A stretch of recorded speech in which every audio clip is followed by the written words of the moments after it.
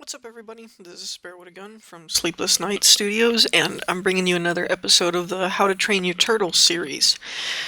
This episode is going to be a little bit different, mainly because this is kind of going to be a video response to GenerikB, actually, because I was watching one of his FTB videos. What episode was that? 73, I think, is where he was talking about the magic power system. I know that he's not doing that anymore. For those of you that watch his FTB episodes, he's trying to go B-powered, but in episode 73 he had made a comment about the energy converters? Yes. No. Absorber. I don't know, one of these doohickeys. And that you could use this stuff converter in the magic energy converter, the bottled essentia, I guess is what it's called. The trick is that you can only use 3 different kinds. It's the Ignis, Potentia, and that. Yeah, the purple stuff. We're gonna call it that. So essentially, even though with even these, like these aqua and other aspects, they can be bottled. Pretty much there's a bottled essentia for every aspect that there is crystals. However, that converter only uses those 3, which is what he was talking about, that his purify node B, which normally would go here, but as it happens, before I was ready to do this episode, if you look down in the bottom left, I had drained the flux down to none. So I wasn't getting any more crystals out of this because there's no more flux. So I moved it out here temporarily to get some more flux going. Well, crystals, I should say, not flux. Memory comb. Okay, there's some of the purple stuff. Okay, so we don't have any more of the other ones other than this kind, right? Now, what he was talking about in his episode was that if he put the Purify Node effect on all of his bees, there would be no way to, I guess, filter, to just use those 3, make them into the vials, like such, the Essentia Ignis, and pipe it back into the Magic Absorber, and then pipe the rest somewhere else. This is what this episode is kind of about, is it's the project to do that thing, and the basis around it. Sorry, this is not part of it, by the way. This is part of my metal bees. So it's just this chest and all this stuff right here. This stuff, but like the centrifuge and the center chest over here, this is all part of other crap. So I apologize that it's kind of cluttered and kind of compact, but, or clustered around, but this is kind of temporary stuff, as most of you who watch my channel here and know that my base is not completely finished out there. So a lot of this stuff is things that I wanted to run or experiment with, but it's not fully done, much in the way that I'm using redstone engines because I didn't feel like taking the time to make all the gates, which I would normally do. That, and I don't have all the emerald pipes set up yet, but so this is something completely different. But essentially the whole core of this revolves around this little turtle guy, right? And I've never worked with Pastebin before and all that stuff, but I'm going to try and have Pastebin links for the scripts for this in the description of the video. And if not, if I can't get that to work, which I should be able to figure it out, then I'll have some kind of annotation or whatever that'll tell you where to find them. I may start posting the scripts on my website also, which is sleeplessnightstudios.com. Possibly I might add a turtle code section or something like that. But to get down to business, essentially the biggest part to this, the main attraction, if you will, sorry for the clutter, is this little turtle guy.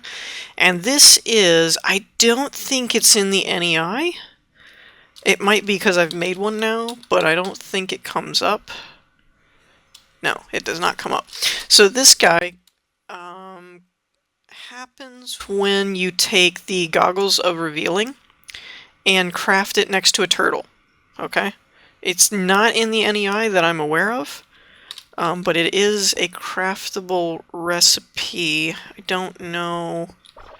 I think I have a turtle that's open on one side that I can explain it with. Yeah, grab this guy. And I'm not going to do this because I have some good goggles here. But if you put your goggles in and you put the turtle in, boom, it makes a Thaum Scanner Turtle. Okay? So that's what you'd want to do for this. And essentially what it does is it gives the turtle the abilities of the goggles of revealing, which, as some of you may have already deduced, is the aspects, right? And I kind of got on this line of thought after I found out that there was a Thaum Scanner Turtle. And you'll notice it's running here. It runs every 3 to 5 seconds, I think. I'm not positive on that. We're going to look at the script in a second. This chest I can't open, unfortunately, to show you what's in there because of this fabricator. I wasn't thinking about that at the time. You don't really need to get in there, but it was just the way that I set it up. This chest is the important one, though, because it houses the 3 types of crystals that we want, right? And this script is tweakable in that you could go in and edit which direction the turtle goes and that kind of thing. It wouldn't be that complicated. Currently, mine's set up to drop up the crystals that I want, and it turns right and drops the ones I don't want into this one. And it was about half full when I put that down there. It fills up. It looks like it fills up really quick because it fills in 1 per aspect. But once you got a decent amount of the aspects going, then it starts stacking on top of them and it doesn't fill up as much anymore. So it kind of is scary when you first pump it in because it looks like it'll run out really fast. But if you'll notice, that's what I meant to do. Let's grab half these here and half of these, and I'll give you an example. So we have 2 and 4 at the moment. So just to prove that it works, we're going to throw, let's wait till it's done. Okay, there's there. Throw these in here, blah, blah, blah, blah, blah, blah, blah. Okay. Now you'll notice it'll turn in a minute. That's dropping the ones it doesn't want. And you could script it to where it doesn't turn every time. I just did it that way. And it's empty, right? Now if you go back up here, boom, 4 and 9. And these are the 3. It's Ignis, the purple stuff, and Potentia.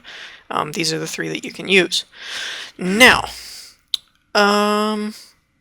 let's go ahead and look at the script. I'm going to terminate this at the moment. And it's 2 scripts. You don't have to do it this way. I just did it for convenience. Is all startup is, I believe is, it tells it to loop and run the sort shard program and then sleep for 5 seconds in between there, so that it pauses in between. So it is 5 seconds. But the sort shard is the big one where this comes into play. Now, first off, we wrap the right peripheral, which, if you'll notice, is the Thaum Scanner, so that we can get to its functions easier. And then we make a table that's blank, that's T. And then for every slot, which is 1 to 16, what's going to happen is the turtle selects the slot that is currently for the loop. And then this is where the Thaum Scanner comes in. You take table equals peripheral dot get item aspects. This is a function of the Thaum Scanner. And what it basically does is it returns a table, or a table entry, if you will, that says what the aspect of the item is. So if I were to put this in, it would give you 2 of the magic, which I think that's this. Yes. So if you did this, it would be 2 of the purple stuff. This would be 2 entries in the array, 1 being for the whatever those 2 are, and then another one for the chain one. This one is going to be Ignis, and so on and so forth. And it will basically return. I'm not going to enter it because the computer won't know what to do with it. But in the table, it'll basically look like this. So that's the index. A lot of you, if you've watched my other How to Train Your Turtle series episodes, know what the index is for a table. And it's Ignis because that's the aspect. And if you'll notice, this has 8, so then in the table it'll be equals 8. And there will be the brackets on the outside, and then a comma, and then curly brackets again. And this is because if you were to put, I'm trying to find something that I know what it is. Okay, so the prototype I'm going to use, see it has 9. I think that's rich or something. I don't remember. We'll use this one. This is Potentia, so it has potential. Yeah. So then, if it had Ignis and Potentia in an item, it would do like this, and then equals, just say it has 4, right? So if an item had 8 Ignis and 4 Potentia, the table would then look like this. Okay. So that's how the table thing works. It puts indices, or multiple indexes,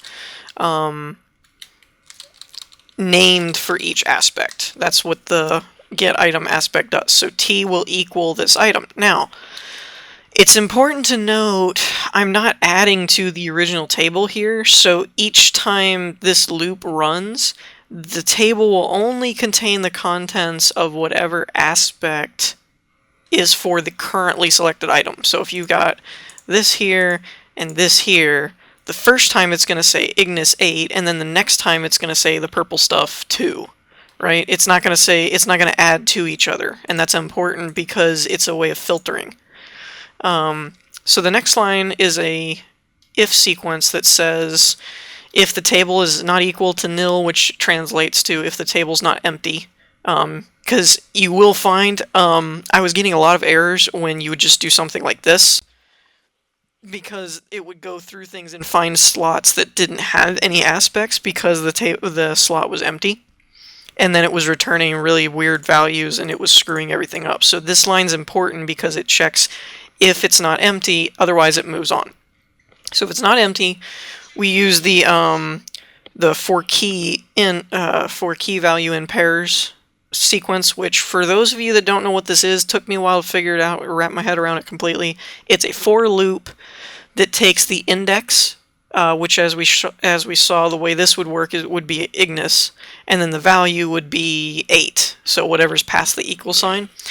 And it looks for the key, which is the index, and the value of that index slot in whatever table is specified. And in this case, it's T. So it doesn't necessarily go in order, but that won't matter because in this particular scenario, for what we're using it for, you're not going to ever get more than one aspect. If you were to get more than one aspect, it still wouldn't really matter. It would just be out of order. It's not necessarily in sequential order. So that example I showed you before, where it was Ignis and then Potentia, with Kiev and in pairs, you may get Potentia and then Ignis. So it's not always in order, but it will basically, it's useful for when you have non-numerical indices for the table. Because normally tables use 0, 1, 2, 3, etc., and that's what a for loop like we did up here for the slots. You do for I equals 1 and then to the end of the table. But when you're using string indexes like we're using here, it won't work. Because it gets really confusing because the string is technically a number, but it's a really big number usually because each one of these letters has a value. So it's like, this could be 1, 2, 3, 4, 5, 6, 7, 8. So this could be 10 million something, in numbers. So it would take a number loop like the one above forever to get through all the different potentials. So the pairs value will just compare however many entries there are in the table and return the key, whether it be a string or a number. So it's very useful for going through stuff with string indexes. So what I did here is local, and I have ASP. It's just my head. You can name this whatever, but for me it was a way to remember aspect. That whatever is in here is going to be the aspect of the item that you're currently on. And we use toString and key to convert it from a numerical value, which is what the table is seeing, even though it's a word. The word, is whatever the aspect is, but as I just said, the table still sees it as a numerical index. So this converts it to an actual string, like the word, so that we can now compare it as a word, which is very important. So it's going to store the aspect name in this variable, and then we're going to check and say if aspect is equal to Potentia or the purple stuff. Sorry, I just don't want to try that one. I know I'm going to butcher it. Or Ignis. If it's equal to any three of those, then it drops up, right? Otherwise, it turns right, drops, and then turns left, which is what you saw it do before when it was not, when it wasn't one of the aspects that we were looking for. So that's how that works. And then the startup script, as I showed you before, basically it just runs it indefinitely every 5 seconds. So it's comparing the aspects. So what's going to happen is you would put your node B, or whatever B, in GenerikB's case, you would put whatever B has that aspect for purify node. And then this is set up however you want. I did no frames equals pulse, so it's always pulling the stuff out even if the B isn't dead yet, because with the crystals you can get a lot of them. Like, there's so many different ones. You can get all of these filled, and then this kind of backs up. Like, they won't pop out. It'll just be when you pull one, then like another thing or a B will pop in. So just for convenience, I pipe it out. This is fairly standard of automating an apiary. It's, yellow is any bee, blue or red is anything, so the bees will go back this way. There's an iron pipe there so that nothing backs up. And then anything else goes this way, a couple iron pipes. This was more out of convenience than anything. I just happen to have iron pipes on me. You don't necessarily need it here. You do need an iron pipe here if you've got it set up just like this, because otherwise it'll pipe it right into the centrifuge, or try to, instead of the hopper, which is what I wanted it to go to. So what I've got is this, everything is blocked off with something that will, my drill, which will never end up in the pipe, so that it prevents going into the wrong places. And then red is the memory comb, which is the other thing that the bees will give. In Generik's case, where he was talking about doing multiple alvearies, you would have, he's already got a system that takes combs and stuff. You would just split them from, you fill all this up, and then the red side that goes wherever to your centrifuging system would be all the combs that you want, and then you leave the green or whatever that's going to the Thaum Turtle blank, because there's like 50 different aspects, so there's no way you can fit all of them in a diamond pipe. So you leave this one slot blank, and then everything else goes this way. So your combs go here, they get centrifuged, and then your crystals go here. The bee or the turtle checks every 5 seconds. If it's not one of those three, it puts it in this chest, which you could void pipe or pipe it somewhere else to a storage system, whatever you wanted, but it's filtered. And then, the drop ups are all of the ones that you want. Now, what I've also done is I've taken it a step further, and I've got these 3 fabricators. And what these do is they crystallize it into what he's talking about, which is the Essentious stuff. Oh, it actually made one. I didn't even realize that. Cool. So what's happening here, actually I'm going to pull this out and put it in the emerald pipe. Okay. Now what's going to happen when I put this back is it's going to pull it out, and it's going to go into this chest. Now, this fabricator is set up for Potentia. This one is set up for Ignis, and the other one over here is set up for Purple. Now the thing with these, the fabricators, as you've seen if you watch GenerikB's episodes, you've also already figured out, they can pull from any adjacent inventory that's... I did find it's 1 block away. I tried to make a line of all these and have this last one, like where this redstone engine was the purple stuff. And then this one makes the vials, but it wouldn't pull the vials out of this one all the way over here. So it has to be an inventory that is right next to it. So this fabricator could pull from here or here. If there was an inventory there, it could pull it there, etc. So because I've stationed these all around this, when 8 crystals get piped in, if they have a vial, it'll make those, right? And the odds of you having 8 at the exact same time, as you can tell, is not real high, because you get different ones. Now, what I did over here is, this is where the centrifuge's stuff comes out. It's a wood pipe that just says if the items are in inventory, then pull out, right? Goes to this diamond pipe, which I've got set up, again, this is tying into my metal system, so you don't really need to pay attention to that. But the white is the magic wax. Now, Generik was doing... putting Purify node effects on other bees. I'm doing it with actual pure node bees. So I get the it's okay, I can't figure out how to go through a door. Oy. So what he's doing, oh good, Potentia, good, good, good. Ignis, good, and then I'm gonna throw them back in here. Oh, be gone. So he's got a slightly different scenario. Oh my gosh. Thank you. Sorry. Ugh. I need to put a pressure plate there. He's got a slightly different scenario in that he wouldn't be making the magic wax as often because he's using other bees, but I mean, this is just something that I did for an example, but you wouldn't have to do it this way, because what I basically got going on is the white pipes up magic wax, which you get from the memory comb, which I can show here. I'll throw those in there. Click on this, you'll see, you might see it in a minute. I think it's a chance. I don't think it's always guaranteed, but it looks like it did it. And it makes honeydew, which again, I left red open, so everything but goes there. White goes up into this one. And if you have 4 of these, it makes the actual files that it needs to make these crystals. Now, what I did... It's always important, I've found, to use emerald pipes on the fabricators because the fabricators store everything in their inventory, but this is also the output slot.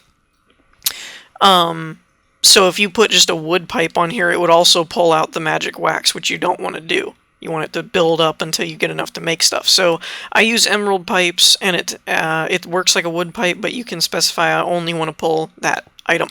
And then, as you can see, it's piping into this chest, so it combines with these, which then, when you think of how the fabricators work, since they can pull from adjacent chests, as long as you've got files in there, it will make other stuff. So I'll go ahead. Oh, and I'll give you another example here, since I don't have to. Throw these in here, and bloop, bloop, bloop, bloop, bloop, bloop. It'll take care of all that.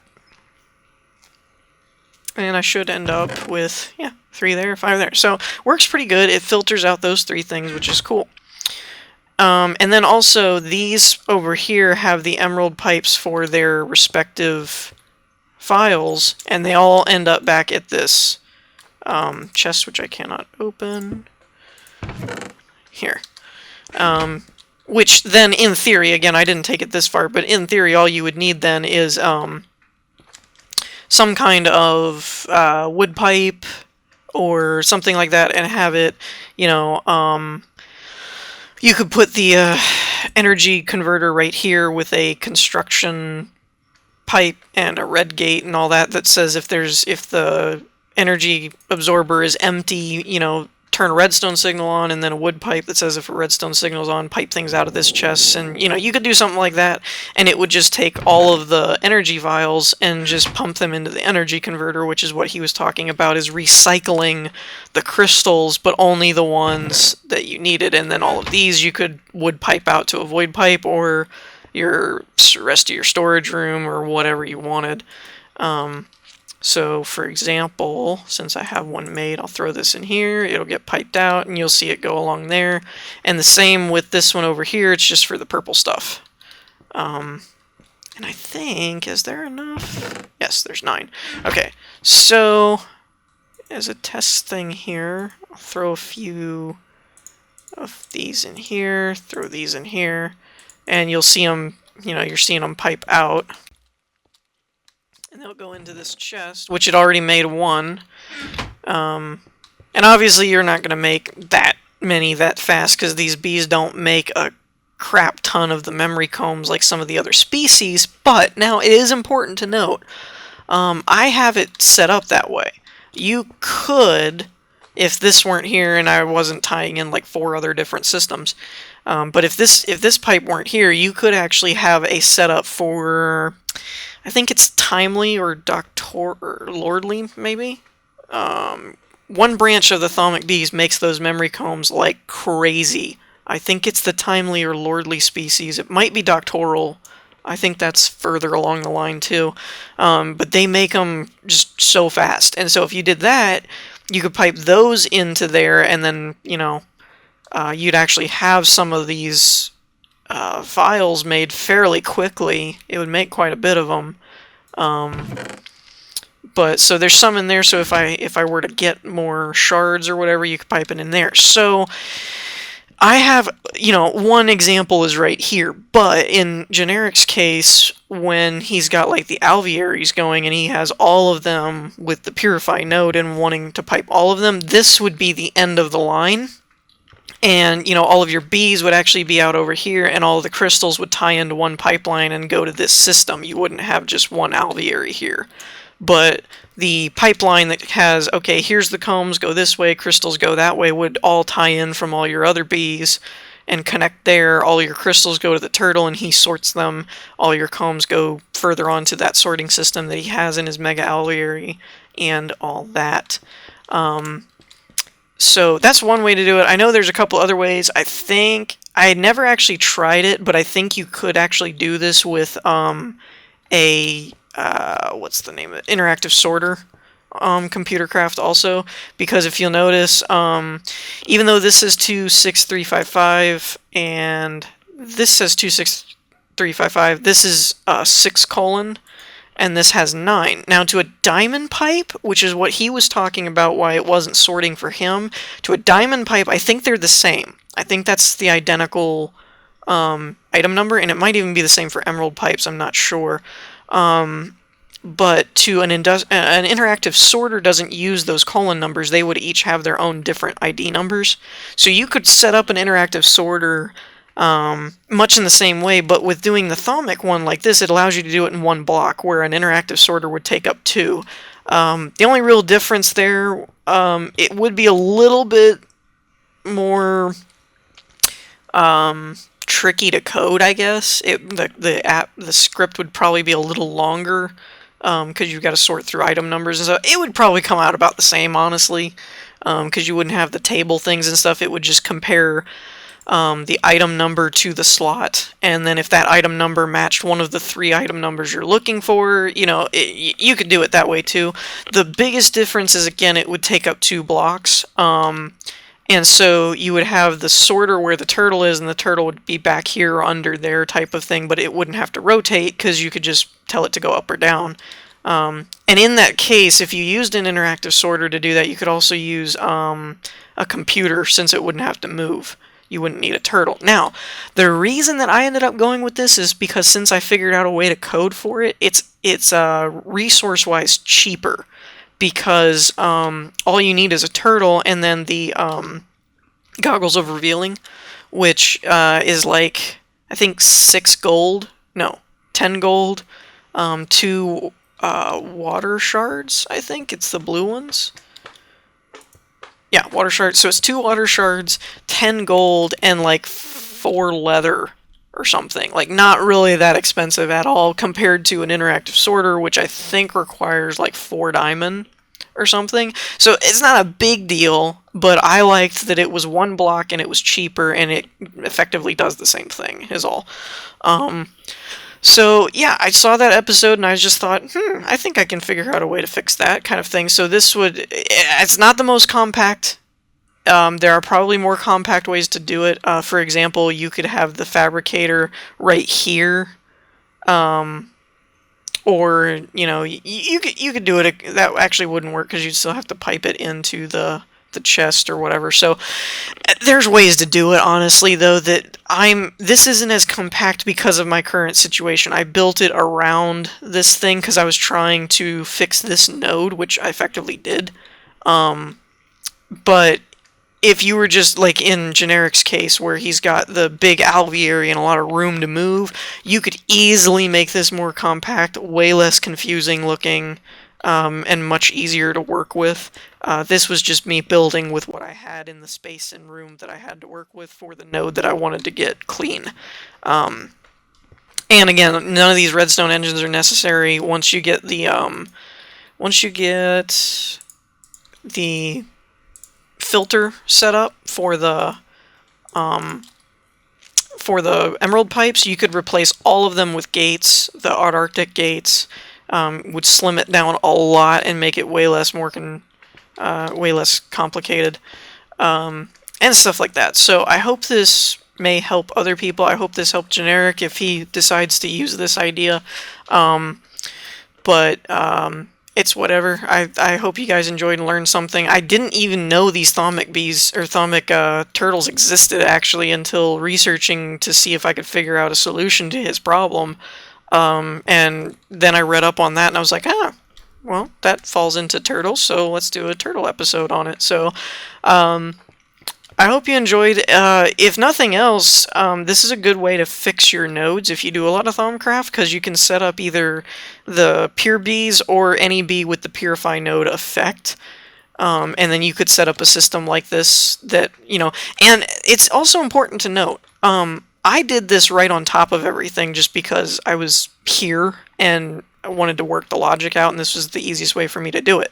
You don't really need this system of filtering the crystals to be where the bees are that you're trying to purify. Like, for example, I could take this pipe and run it all the way out to that area in my base that I'm trying to purify now, and it would still do the same thing.